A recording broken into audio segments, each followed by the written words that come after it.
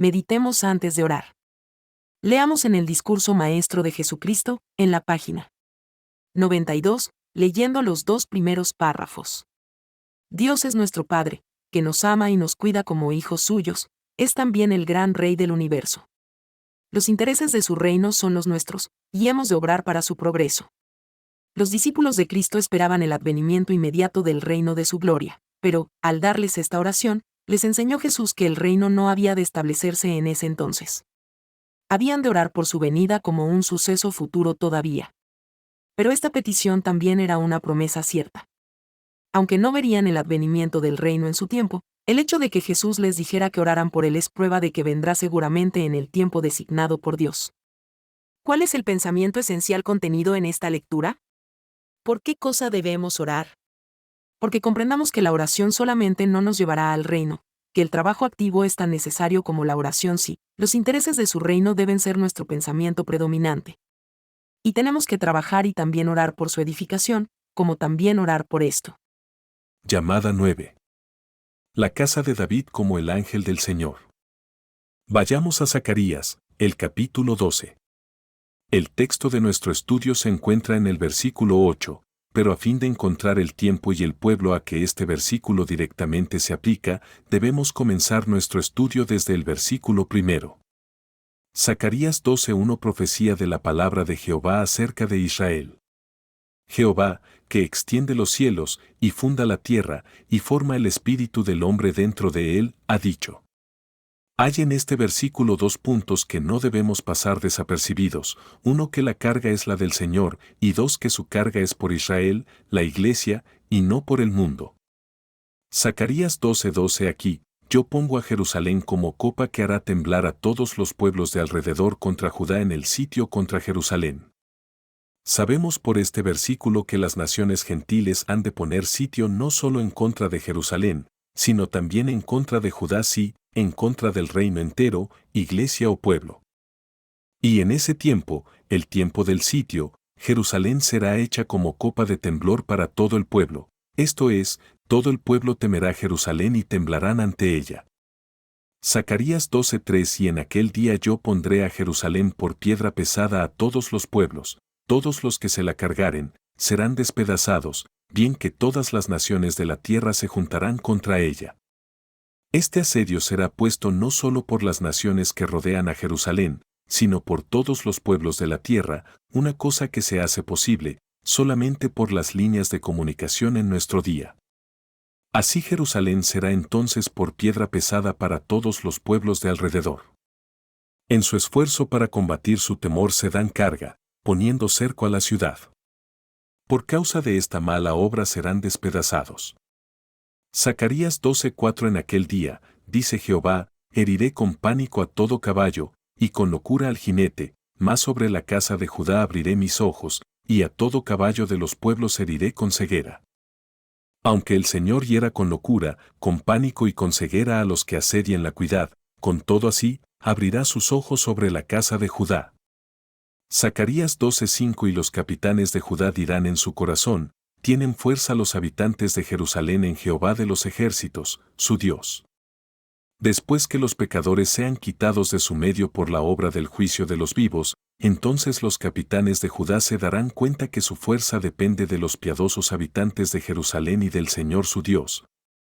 Es entonces cuando ellos serán fuertes. Veamos lo que dice el próximo versículo a este respecto. Zacarías 12:6 en aquel día pondré los capitanes de Judá como un brasero de fuego entre leña, y como antorcha ardiendo entre gavillas. Y consumirán a diestra y a siniestra todos los pueblos alrededor, y Jerusalén será otra vez habitada en su lugar, en Jerusalén. No importa lo que nosotros pensemos, Dios ha de tener un pueblo fuerte, un pueblo fiel, de la misma clase que aquí se describe, y Jerusalén será habitada por un pueblo santo, ni un solo pecador entre ellos. Puesto que el antitípico profeta Elías, quien aparece justo antes del día de Jehová grande y terrible, justo antes del día de juicio para los vivientes, él encuentra la iglesia controlada por el diablo tan plenamente como la iglesia judía en el día de Cristo, y como los santos, las primicias, han de rescatarse uno por uno. Él al principio envía pescadores para atraparlos y después envía a cazadores para cazarlos, Jeremías 16:16. En esta forma los recoge uno por uno, Isaías 27:12 y 13. Y así es, hoy se pescan por esta literatura gratuita y están casándose por hombres en sus mismas casas, estén en las ciudades, aldeas o paisaje. Zacarías 12:7. Y librará Jehová las tiendas de Judá primero, para que la gloria de la casa de David y del habitante de Jerusalén no se engrandezca sobre Judá. Él salvará primero las tiendas, los habitantes humildes más bien que las casas o palacios, de Judá, es decir, el Señor salvará primero al pueblo común. Los laicos, para que el ministerio no pueda exaltarse de las Escrituras por encima de los laicos, para que todos aprendan a dar la gloria a Dios, a ningún hombre. Desde que ninguna cosa como la que predicen estos versículos han tenido lugar en Jerusalén ni en ninguna parte del mundo, es claro que estas predicciones aún no han tenido su cumplimiento.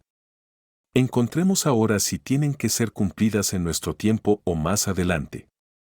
Desde que la obra que estamos haciendo no está patrocinada por ningún hombre, y desde que Dios nos ha guiado por todo el camino tan definitivamente como Él guió al movimiento del Éxodo. Y que pulgada tras pulgada hoy estamos caminando como la providencia lo dirige, y desde que somos el único pueblo que tiene el mensaje del restablecimiento de la casa de David, y de la restauración de todas las cosas. Marcos 9:12, y por lo tanto llamados davidianos, no se puede escapar la conclusión de que el tiempo del cumplimiento de estas profecías están a la puerta, y por esta razón los anuncios de estos eventos se están promulgando por todo el mundo adventista. Está claro entonces que todo lo que Dios tiene que decir en este capítulo es para nuestro entendimiento y para nuestras necesidades especiales hoy día. Es una comunicación especialmente dirigida a nosotros en este tiempo preciso, para que sepamos lo que Él quiere que nosotros hagamos y cómo hacerlo para que todas las cosas sean restauradas rápidamente. Demos ahora lectura al texto de nuestro estudio. Zacarías 12:8. En aquel día Jehová defenderá al morador de Jerusalén, y el que entre ellos fuere débil, en aquel tiempo será como David, y la casa de David como Dios, como el ángel de Jehová delante de ellos. Además de darnos la seguridad de que el Señor defenderá a su pueblo, la inspiración les asemeja a David y a Dios. Aún los débiles serán como David, y la casa de David como Dios, como el ángel de Jehová delante de ellos. ¡Qué declaración tan grande y maravillosa! ¡Qué privilegio para ser comparado a Dios mismo!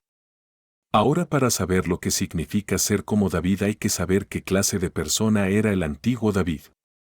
Para comenzar, él fue un pastor de primera clase porque aún arriesgaba su propia vida por sus ovejas. ¿Recuerdan que para salvar los corderos cuán valientemente fue tras el león y el oso y los mató con sus meras manos? Después, en otra ocasión, para salvar la independencia de su nación y el gran honor de Dios, otra vez arriesgó su vida cuando valientemente hizo frente al gigante Goliat. Por la fidelidad de David, Dios lo libertó de las bestias y del gigante, y le hizo rey sobre su pueblo. La fidelidad de una persona en las cosas pequeñas indica también su fidelidad en las cosas grandes. La fidelidad siempre acarrea la promoción.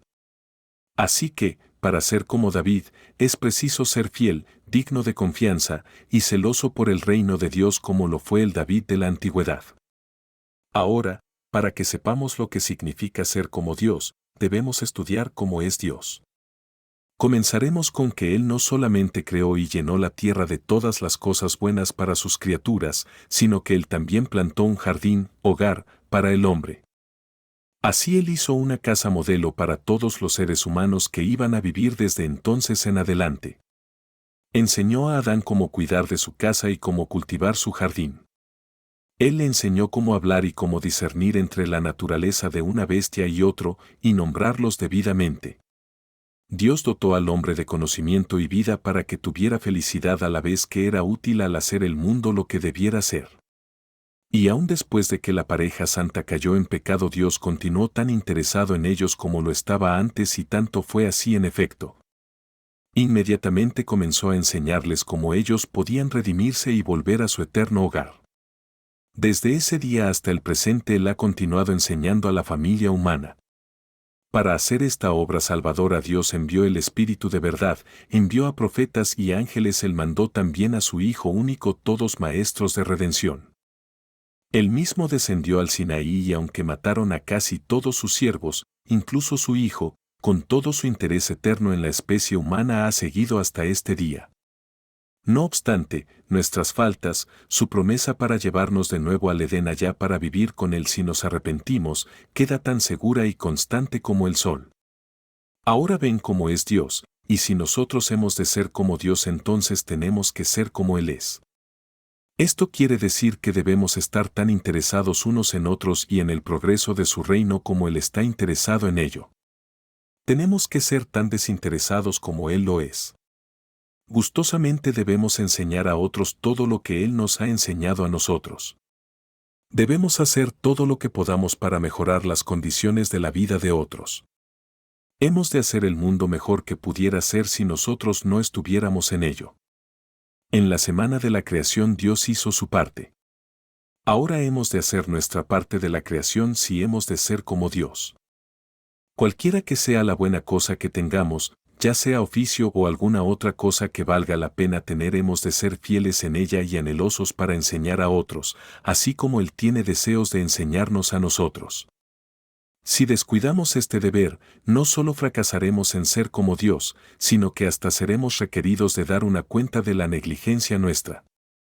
Durante toda mi vida yo he encontrado a la gente muy egoísta y temerosa de que algún otro le aventaje en una forma u otra.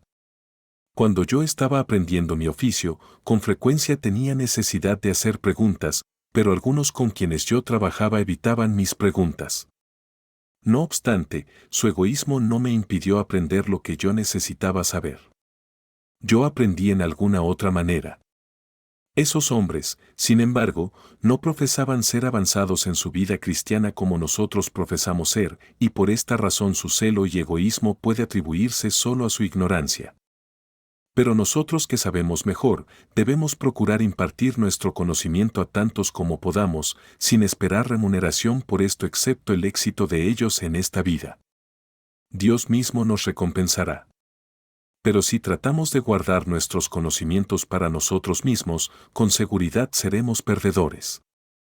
Pensemos en que todo lo que sabemos es un don de Dios. ¿Qué haremos con él? El antiguo proverbio dice, no hay límite a la cantidad de bien que uno pueda hacer cuando no se preocupa por quien sea el que obtenga el crédito. El Señor enseñó a los pájaros cómo vivir y fabricar sus nidos y cómo criar a sus polluelos. ¿Entonces no enseñaremos a otros cómo fabricar sus casas y cómo mejorar su manera de vivir? Recuerdan lo que Jesús dijo, y cualquiera que diere a uno de estos pequeñitos un vaso de agua fría solamente, por cuanto es discípulo, de cierto os digo, que no perderá su recompensa. Mateo 10:42. Si Dios no fuera lo que es, Él no sería Dios, y si nosotros continuamos siendo lo que siempre somos, nunca seremos como Dios. La casa de David, además, tiene que ser como el ángel del Señor ante ellos. ¿Qué significa esto? Significa que, si nosotros hemos de ser miembros de la casa de David, tenemos que ser como David, como Dios y como los ángeles también. Los ángeles son poderosos en fortaleza, obedecen los mandatos de Dios, obedecen la voz de su palabra, Salmos 103:20. Están siempre a la mano para ministrar a los santos, y ellos han guiado con seguridad a los santos en todos sus conflictos a través de las edades. Dios espera que su iglesia y su pueblo sean exactamente como esto, como el ángel del Señor. Observemos que nosotros como individuos elijamos ser, con todo Dios tendrá una iglesia que será de esta manera. Ahora, ¿cuál es el propósito general de la casa de David? Según lo revelan las Escrituras, la casa de David está siendo construida con 3 propósitos. Uno, durante el recogimiento del pueblo, ella ha de edificar las ruinas antiguas y levantar los asolamientos primeros, reparar las ciudades y los asolamientos de muchas generaciones, Isaías 61:4. Esta obra de reconstruir y restaurar tiene como su tipo el reconstruir y restaurar la antigua Jerusalén por los antiguos judíos al regresar de su cautividad de Babilonia a la tierra de sus padres.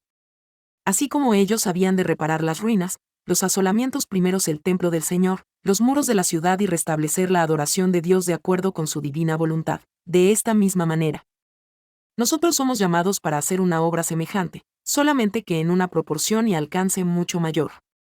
Debemos pues trabajar aún más incesantemente que ellos trabajaron, y ser felices y agradecidos por el privilegio de tener parte en tal obra tan grande y gloriosa. 2. En adición a esta magna y grande obra, mientras se halla en las manos de Dios, como su martillo, Jeremías 51:20, Él con ello, ha de quebrantar el yugo de los gentiles, que ahora descansa sobre el hombro del pueblo de Dios. Con ello Él ha de emancipar al pueblo de Dios del gobierno de los gentiles, el de Asur y Egipto, de Partia y Etiopía, de Persia, y Caldea, y de Amat, y de las islas de la mar, Isaías 11:11. Con esto que levantará pendón a las naciones, y juntar a los desterrados de Israel, y reunir a los esparcidos de Judá de los 4 cantones de la tierra, Isaías 11:12. Para realizar esta obra hemos de ser los muchos pescadores, primero, luego los muchos cazadores, Jeremías 16:16. De esta manera los primeros frutos han de ser recogidos, uno por uno. Isaías 27:12. Estamos ahora en los días de la caza yendo de ciudad a ciudad, de aldea a aldea, y de puerta a puerta, una cosa que nunca se ha hecho antes. Además de pescar y cazar hemos de hacer un camino real para las reliquias de su pueblo, las que quedarán de Asur, de la manera que lo hubo para Israel el día que subió de la tierra de Egipto. Isaías 11:16. Entre paréntesis, después que sean recogidas las primicias, después que se termine esta casa y se construya este camino real, entonces es cuando los segundos frutos fluyen al monte de la casa del Señor. Una nación, por así decirlo, dirá a otra nación, muchas naciones vendrán y dirán, venid, subamos al monte de Jehová y a la casa del Dios de Jacob, para que Él nos enseñe sus caminos, y nosotros caminemos por sus sendas. Porque de Sión saldrá la ley, y de Jerusalén la palabra de Jehová. Miqueas 4:2. Así nuestra obra tiene también por tipo el movimiento del éxodo saliendo de Egipto para establecerse en la tierra prometida. Así como ellos fueron liberados de la esclavitud de Egipto, así nosotros nos veremos liberados del yugo del mundo, y así como ellos poseyeron la tierra y establecieron el reino, así lo haremos también nosotros si nos servimos de sus experiencias como peldaños para nuestro éxito. Y 3. Finalmente, debemos apresurar la venida del día de Dios, en el cual los cielos siendo encendidos serán deshechos, y los elementos siendo quemados, se fundirán. Tenemos que traer cielos nuevos y tierra nueva, según sus promesas, en los cuales mora la justicia. Segunda de Pedro 3:12 y 13. Para otra fase de esta obra, tenemos también el diluvio como tipo. Así como la predicación de Noé trajo el fin del mundo en su día, así nuestra predicación traerá el fin del mundo en nuestro día. Y de la manera como los que fueron fieles encontraron refugio en el arca de Noé, así los que sean fieles hoy día encontrarán refugio en el reino, la iglesia purificada, allí predicho. La obra de estos 3 movimientos de Zacarías, de Moisés y de Noé es tipo de cada fase de nuestra obra. Aquí se ve claramente que nuestra obra dada por Dios no consiste solamente en predicar, sino que también es una obra manual. Hay miles en el mundo que se sienten ansiosos por predicar, así como los osos se sienten ansiosos de llenar sus estómagos después que salen del invernadero. Pero hay muy pocos que ponen su hombro a la rueda y son constantes en dar impulso al trabajo. Lo que el mundo necesita hoy, no son predicadores, sino maestros quienes pueden enseñar con una mano y emplear el pico o pala con la otra mano. Tampoco necesita el mundo hombres que acechen las oficinas de Moisés y de Aarón, sino que hay una tremenda necesidad de los hombres que puedan recibir órdenes y ejecutarlas fielmente con éxito. Hombres que se atrevan a hacer frente al gigante, al león, al oso. Hombres que se atrevan a ser héroes por Dios, hombres maravillosos, hombres con fe que no falla y con paciencia sin límite, creyendo que Dios mismo está dirigiendo la tripulación y, por lo tanto, no puede haber fracaso. El mundo ciertamente necesita hombres como Noé, Moisés, David, Esdras, Nehemías y un gran número de Jobs. Nuestra obra y deber están ahora tan bien claros como lo pueden estar en este tiempo especial. Por lo tanto, no necesitamos errar. No necesitamos estar ignorantes de lo que debemos hacer y cómo hacerlo. Muchos piensan honestamente que están haciendo la obra de Dios, o por lo menos ayudándola. Pero si examinan su obra diaria, sus móviles, sus blancos y designios, algunos encontrarán que no están trabajando para Dios, sino que ellos están malgastando el tiempo o trabajando por sí mismos. Actualmente, como en el tiempo de Moisés, hay ocasiones cuando uno se confunde por saber si son santos o diablos los que están ocupados en la gran obra de Dios. Deténganse, escuchen y piensen. Examínense bien. Valdrá la pena su tiempo y su energía. Determinen quiénes son, lo que son y dónde están. Esdras y Nehemías tuvieron un tiempo arduo en edificar las antiguas devastaciones. Yo creo que Dios pudiera darles ángeles para alejar a sus enemigos que estaban obstaculizando su proyecto. Pero eligió permitir que los fieles tuvieran la espada en una mano y los ladrillos en la otra mano, Nehemías 4:17 y 18. Fue su obra tan ardua sino más dura como la nuestra, pero fueron fieles a ella, y nosotros no podemos ser menos fieles que ellos lo fueron. Sí, trabajaron tanto con sus manos que predicando. Enseñaron no solo la religión sino también la construcción. ¿No ven que como el tipo señala las cosas a que somos llamados a hacer no pueden ser hechas por medio de la predicación solamente? Leamos ahora Zacarías 12:9 y 10 y será que en aquel día yo procuraré destruir todas las naciones que vinieren contra de Jerusalén. Y derramaré sobre la casa de David, y sobre los moradores de Jerusalén espíritu de gracia y de oración, mirarán a mí, a quien traspasaron, y llorarán como se llora por hijo unigénito, afligiéndose por él como quien se aflige por el primogénito. Cuando Dios comience a destruir las naciones, derramará sobre sus santos el espíritu de su gracia, entonces ellos se lamentarán en sinceridad por haber pecado contra el Señor. Es porque los hombres no tienen aquel espíritu y es por eso que ellos se sienten fácilmente lastimados por cualquier cosa hecha contra ellos. Y desde que el espíritu de gracia causa que uno se lamente no por sí mismo, es comprensible que el compadecerse a sí mismo y lastimarse sobre lo que otros hacen o dicen en contra de él es cierta señal que, en lugar de ser imbuido del espíritu de gracia, está imbuido con el espíritu del diablo, del yo, quien está diariamente buscando para desalentar y desanimar por comprenderse a sí mismo. Recuerdan que la autocompasión es plena derrota personal. Ninguno de nosotros ha sido tratado con tanto abuso como el Señor, y, no obstante, ni aun así el yo en él salió lastimado. Si hemos de estar tristes, estemos tristes por otros. Muchas veces creemos que estamos tristes por nuestros pecados y porque hemos sido la causa de los sufrimientos del Señor y de su crucifixión, pero nuestro pesar no es genuino, sino teórico. Cuando este espíritu de gracia sea derramado sobre nosotros, entonces nos daremos cuenta que no fueron los pecados de los judíos, sino los pecados de todos nosotros que crucificaron a Cristo. Entonces lo consideremos como un privilegio ser maltratados por causa de Cristo. Zacarías 12 del 11 al 14 En aquel día habrá gran llanto en Jerusalén, como el llanto de Adadrimón en el valle de Megiddo. Y la tierra lamentará, cada linaje aparte, los descendientes de la casa de David por sí, y sus mujeres por sí, los descendientes de la casa de Natán por sí, y sus mujeres por sí, los descendientes de Simei por sí, y sus mujeres por sí. Un gran día viene, hermano, hermana. Y si no fuera porque ya está a la mano, nosotros no tendríamos hoy día esta luz iluminando nuestro camino. Trabajemos pues para edificar el reino del Señor y que su voluntad sea hecha en la tierra, así como es hecha en los cielos. Como precursores que somos de su reino, probemos nosotros mismos ser dignos de estar con Él en el monte de Sión, para ser como Dios, como el ángel del Señor ante los santos, llevando el Evangelio eterno a todas las naciones. Y así de esta manera poner fin a los pecados y aflicciones en el mundo.